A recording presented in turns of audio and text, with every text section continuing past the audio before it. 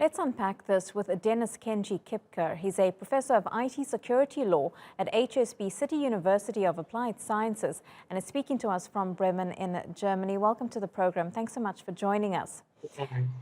The CIA wants Russians who oppose their government's actions in Ukraine to share information with them using the dark web. Is that something that you can see happening, especially at this stage in the fight?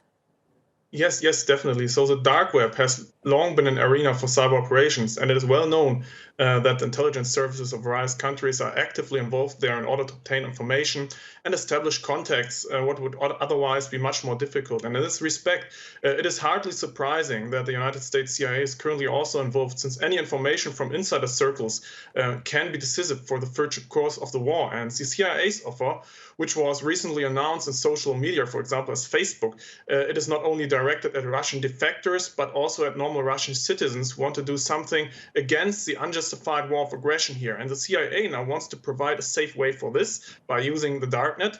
And the background of this, of course, is that Russian citizens and opposition figures are less able than ever to speak out publicly in these times. And nevertheless, the CIA knows that insider information from the ground in Russia is an important source for assessing the whole situation. And is also known from relevant circles that there are numerous Russians who try to contact the CIA from Russia in order to provide information relevant to the war.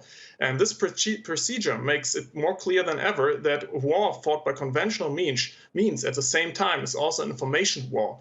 And it will also be a question of whether the Russian government disinformation and propaganda policy can be countered with insider information that is deliberately launched into the public domain by the CIA here.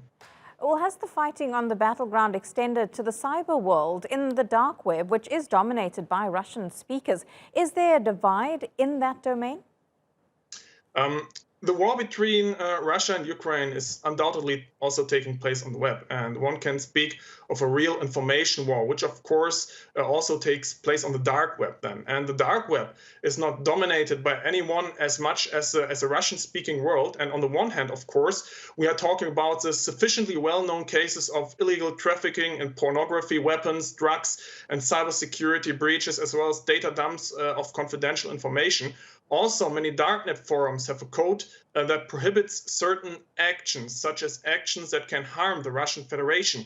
And we have seen significant solidarity from Russian darknet groups with the actors of the Russian government since the start of the war. And this has ranged from mere expressions of solidarity up to support of cyber attacks to critical infrastructures of states supporting Ukraine. And this has led to corresponding counter movements sympathetic to Ukraine and Western states conducting retaliatory attacks against pro-Russian actors on the darknet.